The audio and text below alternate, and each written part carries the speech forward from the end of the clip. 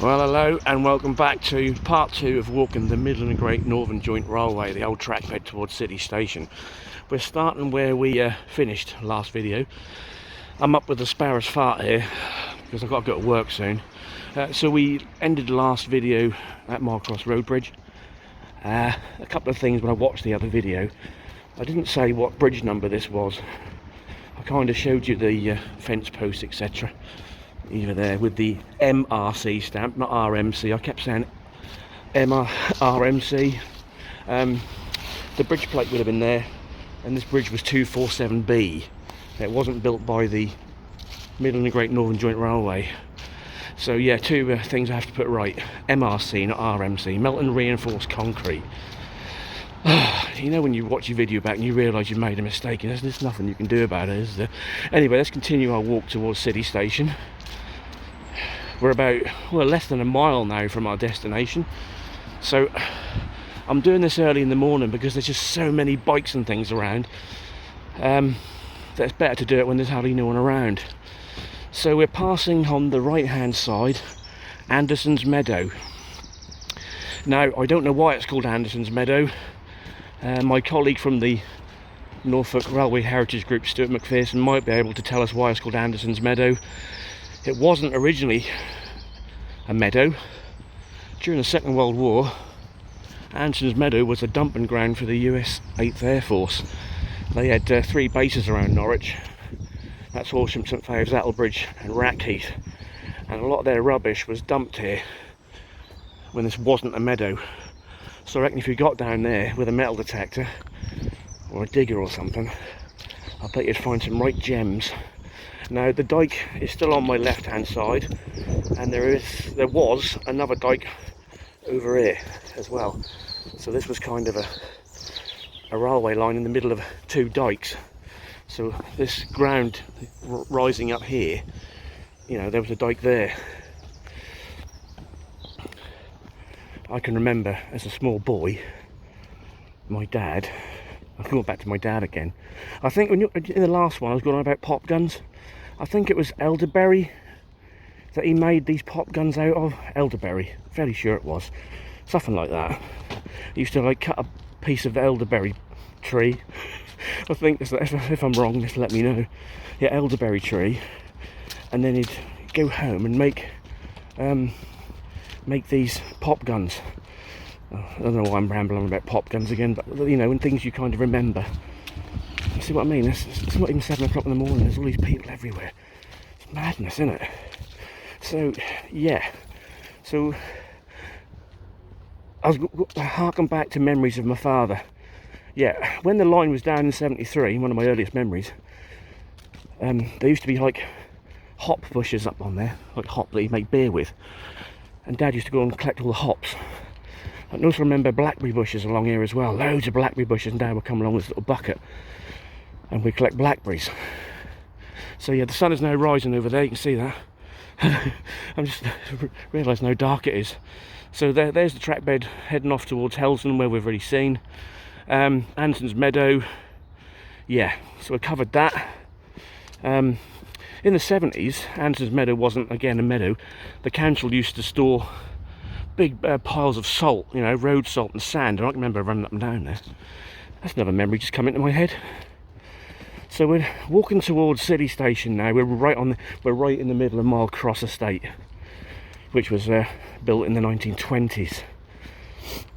So we're going to come up on the remains of Bridge 247A in a moment, which isn't actually there, but the top piece is. Weird, and I'll show you that in a second. So we're coming up to a little crossroads here, a footpath crossroads. So Dolphin Bridge used to be where this sign is, and if you look over there you can see the river bridge.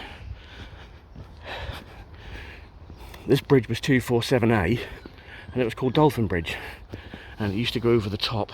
It was just a footpath, and then it would link up with the river bridge. I'll just show you the river bridge in a moment, but the top piece of the bridge still survives and it's there. So that used to be up in the air. Hang on, let's get a bit closer. Here you go. That's the remains of a railway bridge. Well, the actual bridge itself was about where the sewer bit is. This is all new. This was put in the 1980s. So that would go over the top. So we're kind of going alongside Dolphin Bridge here, but I'll show you the river bridge. In there, I don't know if you can see it. Can you see all that water in there? That's the remains of a 500-pound bomb crater. Yeah, the Germans were, during April 1942, trying to blitz Norwich a little bit, and they were after this bridge, and that bomb crate is still there. There you go, that's the remains of the river bridge, which is still active. So this bridge used to go up and over the railway. So I'll just quickly show you. There you go. So this is Dolphin Bridge. This was built in 1909, and this was built to replace a ferry crossing. There you go. Morning, guys. There's normally some swans about, but they seem to be eluding me this morning. So there's the city, county of Norwich. This bridge was opened. I can't really read all that. It's all a bit rubbish. It's all got graffiti all over it, and I'm half asleep still. It was opened in December 1909. So in the olden days, you'd walk along this bridge and you'd go up and over, as they say. So that's the remains of Dolphin Bridge. What I'll do now is I'll quickly cut this video and show you a picture of Dolphin Bridge when it was active, when the line was active. So check this picture out. Right, so we're back near the track.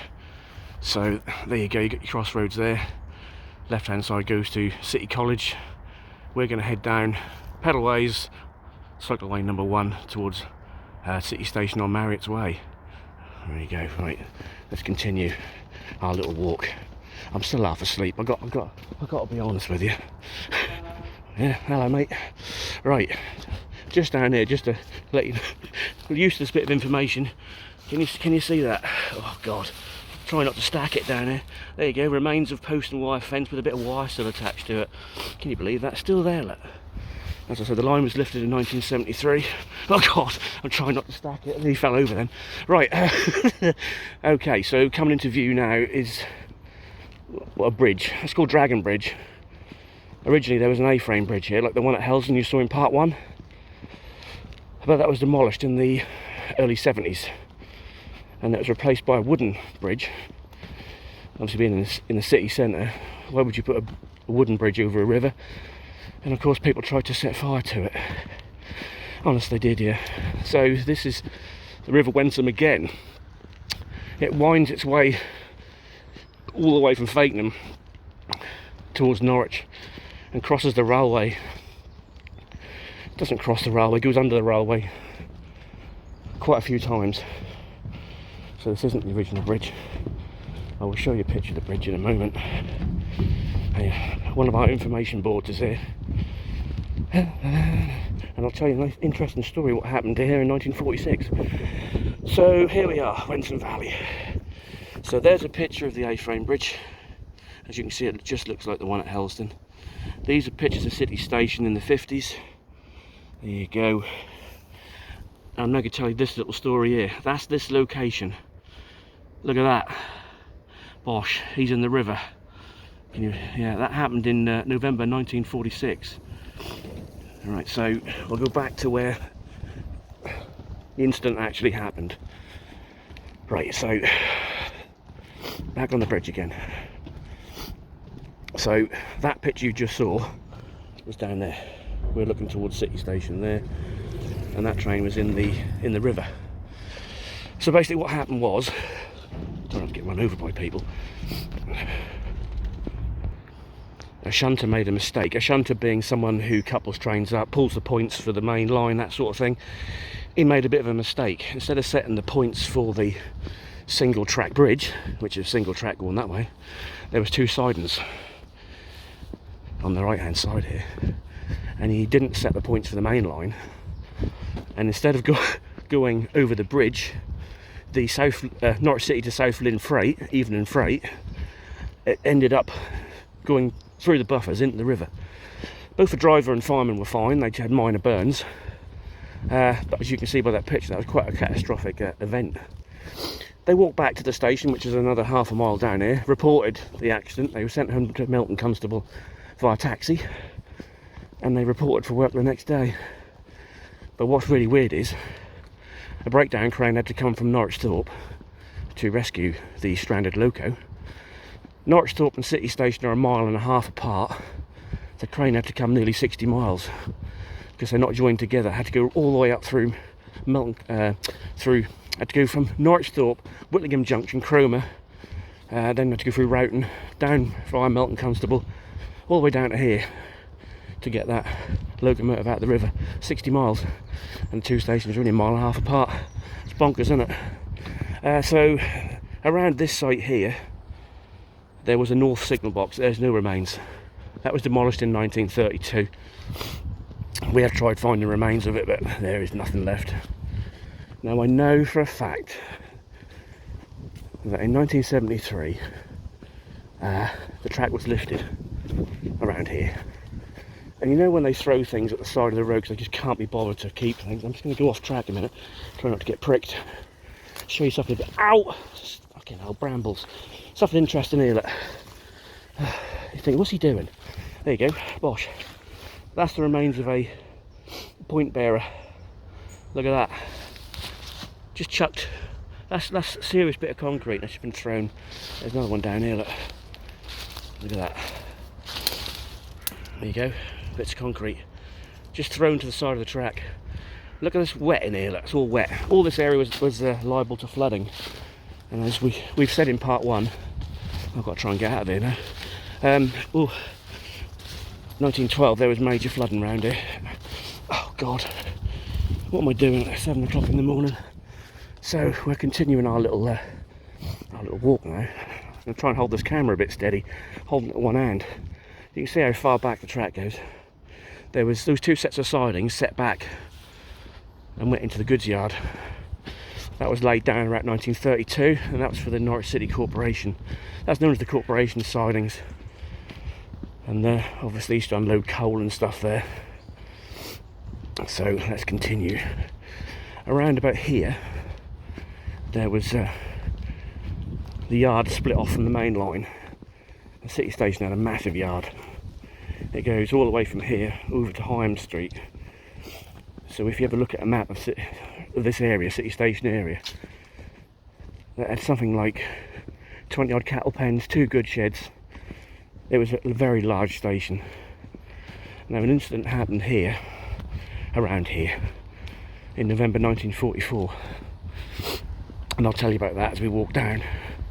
So this is where the yard would have started. There's no remains here at all. You can just about see the Roman Catholic Cathedral in the distance. So all this was all yards.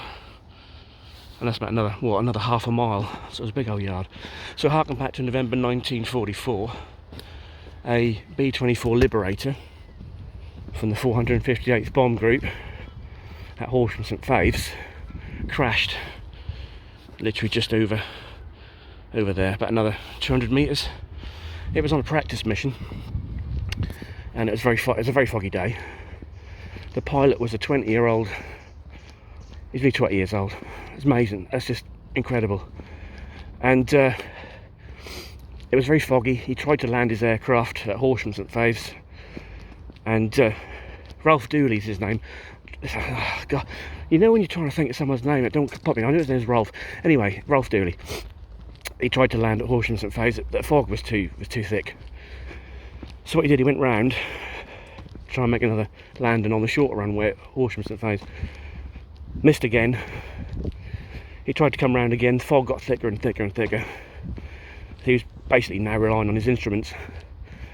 And about half a mile to my right, there was a church with a large tower. He didn't know really how high he was. He clipped the church with his right wing, tore a lot of his wing off, and he ended up crashing on the City Station goods yard. All 10 crew were killed. Very sad, and that nobody could get to the aircraft because the piles of coal were everywhere. People tried to rescue the crew. 2 crew got out, but then the fuel tanks erupted and that was it. Very sad. And his co-pilot for the day was his best mate. He wasn't scheduled to fly the practice mission. Ralph Dooley's normal co-pilot was away visiting his brother's bomb group because his brother had been killed. So Ralph Dooley's best mate, Bert Wheeler, he volunteered to fly. That's so sad, because they all died. And that was a practice mission as well. Right, I'm just going to go off. Oh no, I've got a feeling I'm going to slip in a minute. Oh, it's so squelchy down here, man. Oh, whatever's going on down here. Someone's had a party. Oh, whoa. Right, so this may get a little bit hairy through here. God, what am I doing? So this is the river footpath here, that if you turn, ow, it's got pricked. If you follow that path there, that goes towards the river and comes out further up near the former A-frame bridge. Right, this is the site of the former turntable. It's also bits of bricklet. In 1932, a bigger turntable was put here because engines got bigger. There was a smaller engine turntable at City Station near the platform, but that was only like a 40-footer, so they had to put a bigger turntable here. So if we look here, ooh, remains. This is the former ash pit. Now you're not really going to see much here, but right, we've got bolts. This ash pit goes on for about another 20 metres, 30 metres. There's steps there. So the big turntable was here.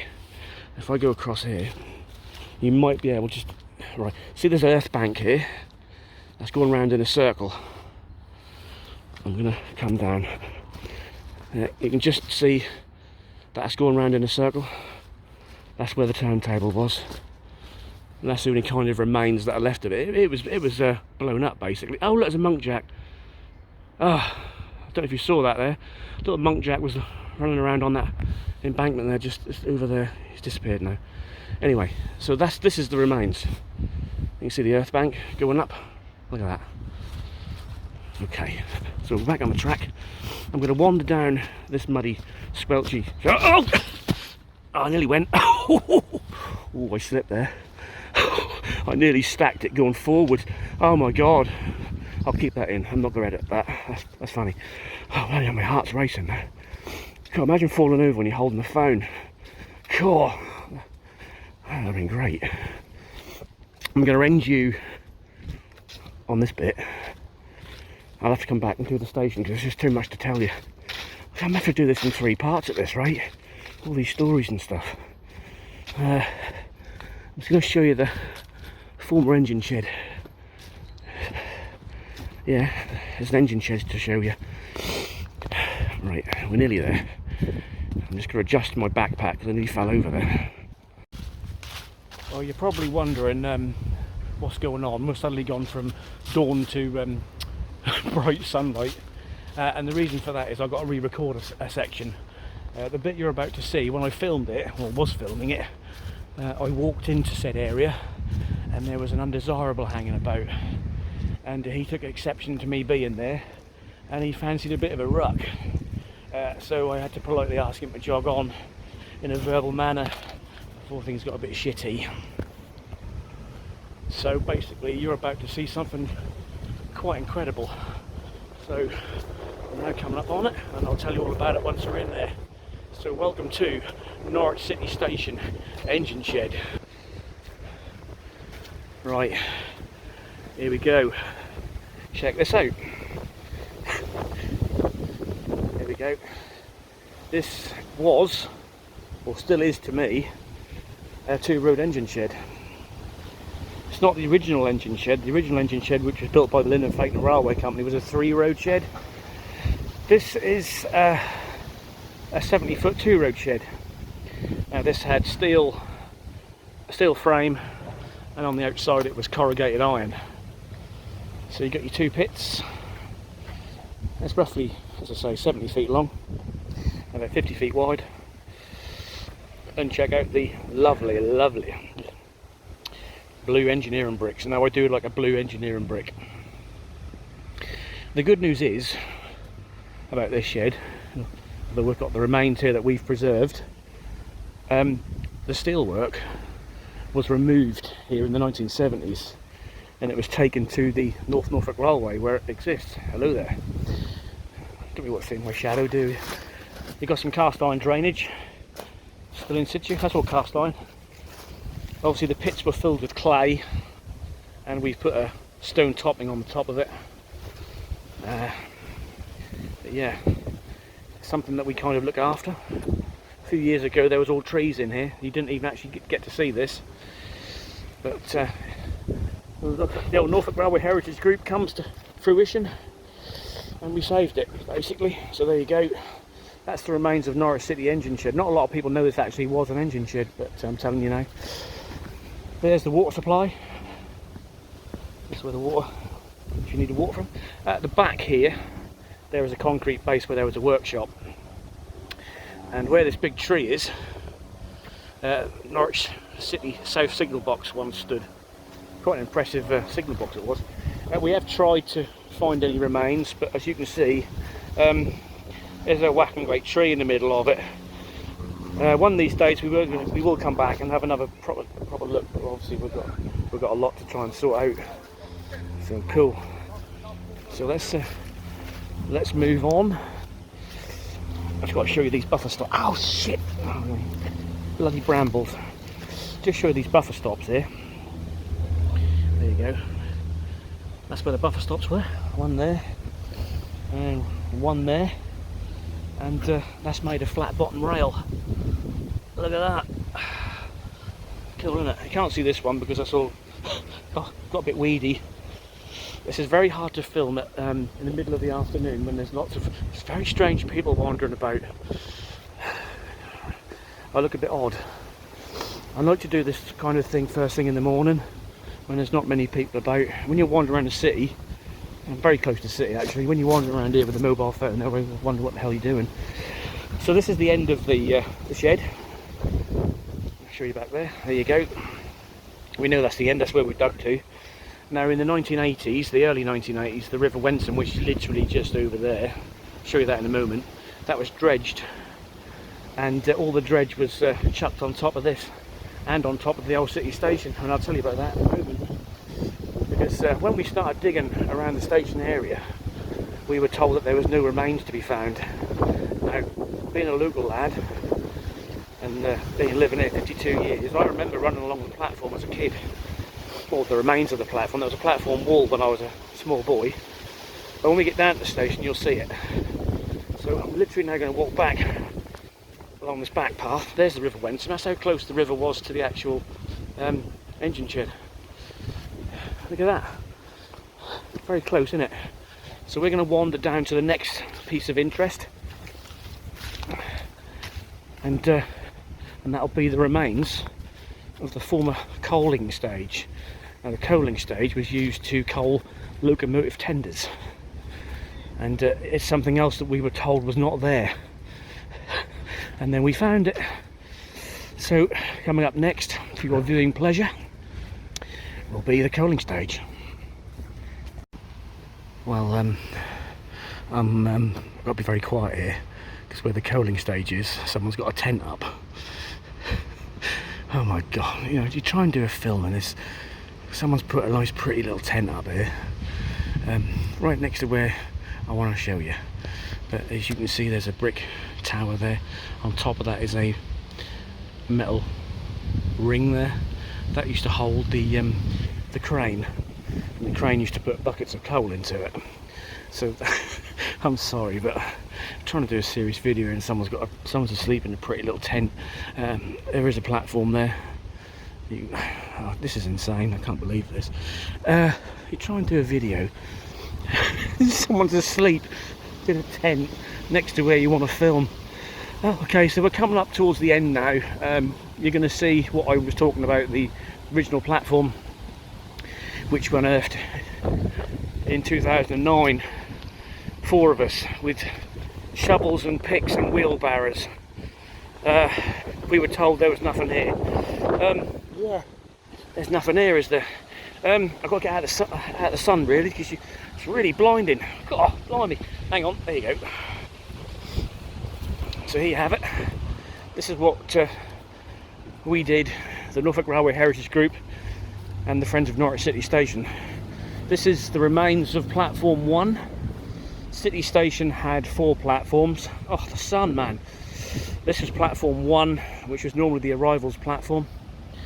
660 feet in length, but obviously not 660 feet in length because the original station was in the middle of the roundabout. But we uncovered all this. We recently, last month, just tidied it all up. It's a bit messy. People do graffiti it and we have to come down and clear it all up. On the ground here, you've got a point bearer, still in the ground. And next to that is a dolly shunt signal bearer. Just there. That used to have a little signal, shunt signal on the top of that for changing points over, and that's a point bearer. Look at that, still there. These little holes in the side of the platform.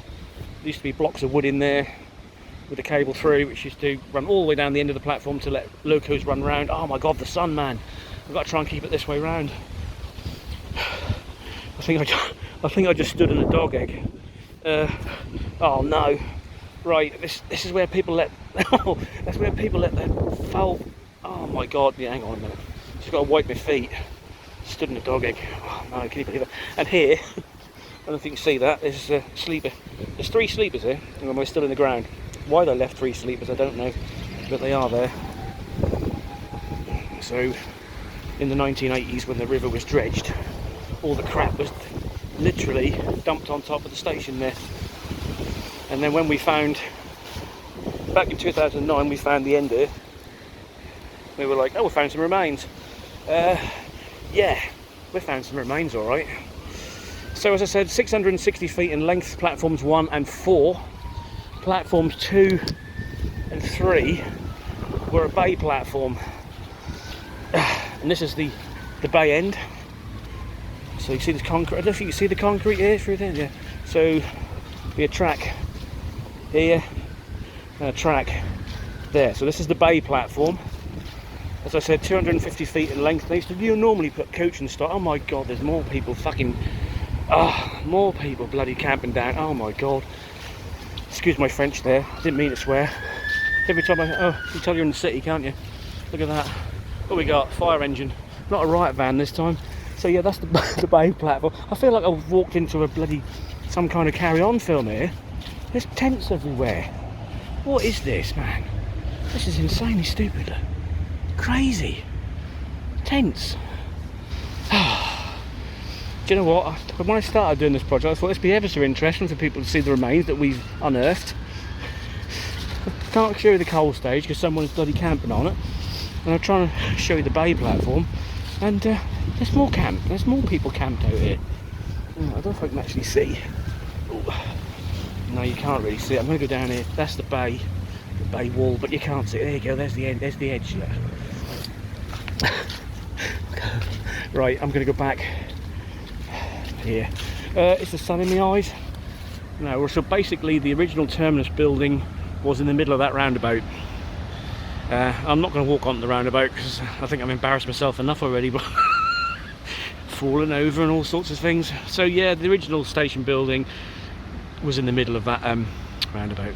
See that the roundabout itself, where it's kind of oval shape, when they what they did, the platforms in the middle of the platform, they took out all the middle and then dumped it all in there. So all that was remained in the 1970s was the platform walls, basically. So all the infill from the middle of the platforms is in the middle of that roundabout. So yeah, I'm now going to come off here and get back on the track. I do regret filming this in the middle of the day because there's just too many people about. Oh man.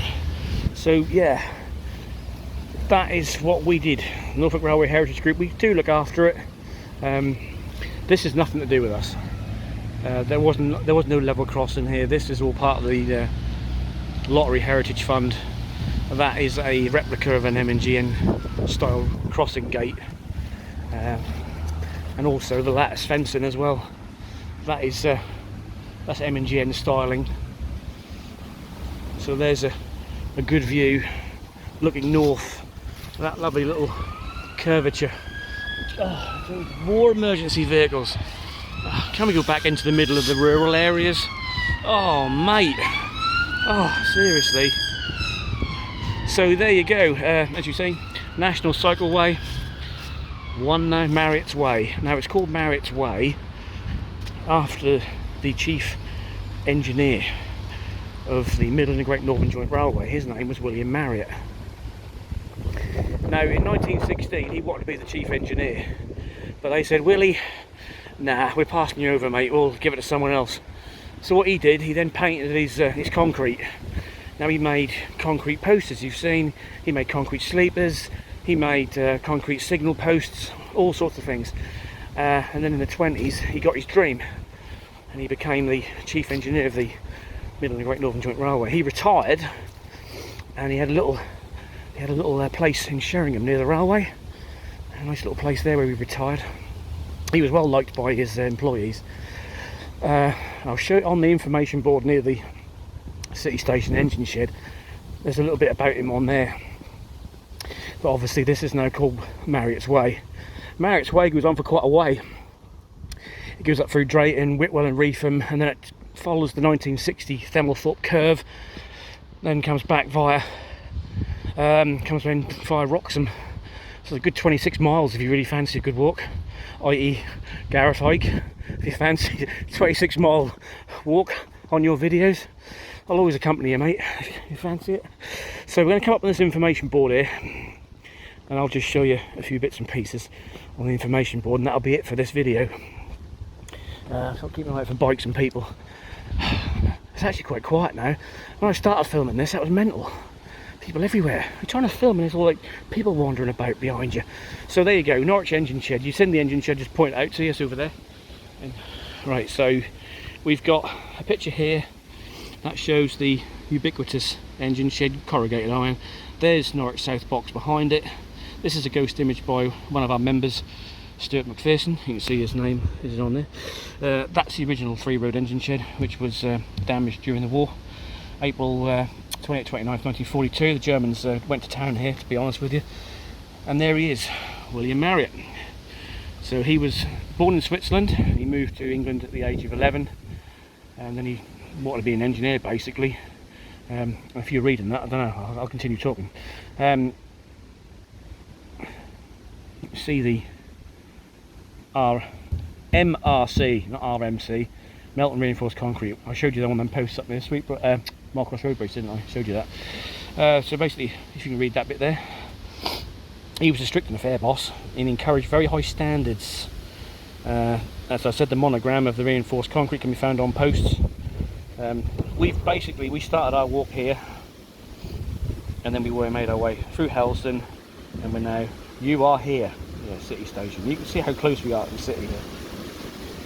Back in 1912, all this area flooded, as you can see, and you saw the water up near the top end where I showed you those thrown concrete bearers. The wind is getting up now, so I think we're going to end this one now and make our way. God, blimey. Oh, the wind is really getting up. Oh, God. Right, one more kind of look at the engine shed.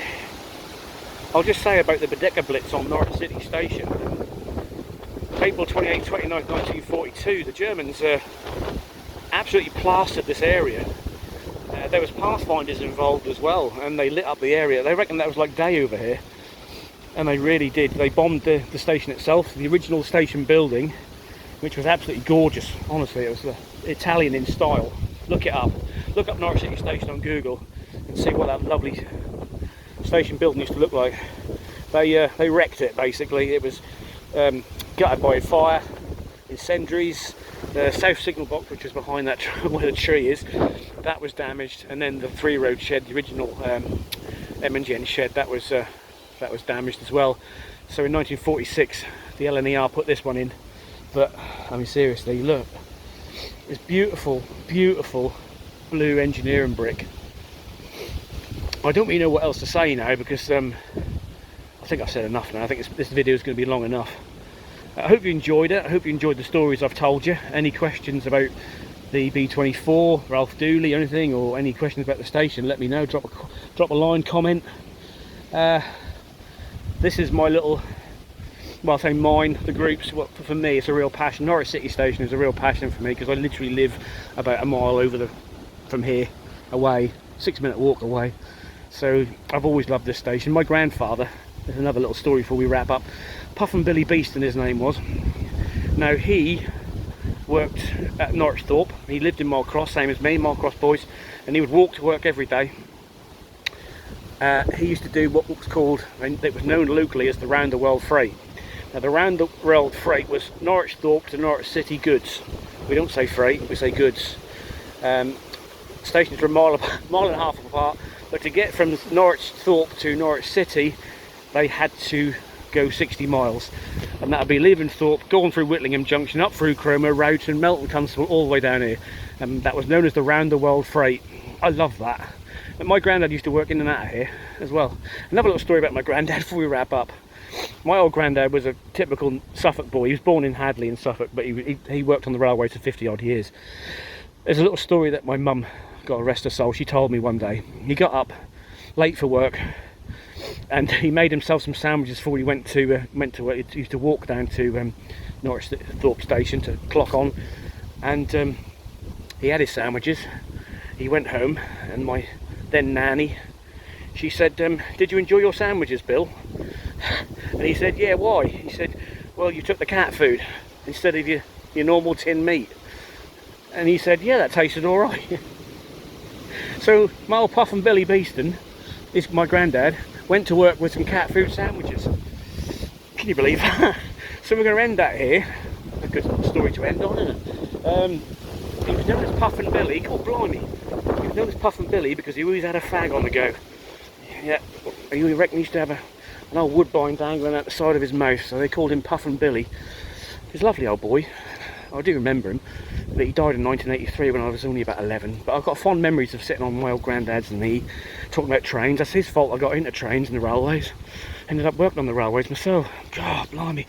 Anyway, that's enough for me rambling on. Stories galore. That was your trip from Cossey to Norwich City. This was part 2, mile cross to Norwich City. Hope you enjoyed the stories. I hope this all edits together all right. God knows if it will or not. Sorry about the people. There's another tent over there. Oh God, I feel like I'm on a freaking campsite. Look, there's a bloody tent through there. They're everywhere. Please excuse my expletive down at Norwich City Station. I didn't mean to say the F word. Please forgive me. Oh, hang on. One more thing to show you. You're probably thinking, oh God, please wrap this video up. It's so boring. So this is track bed. See this bit here? So like, I'm going down. Alright, I'm going down. Right, see this raised piece? Right, okay.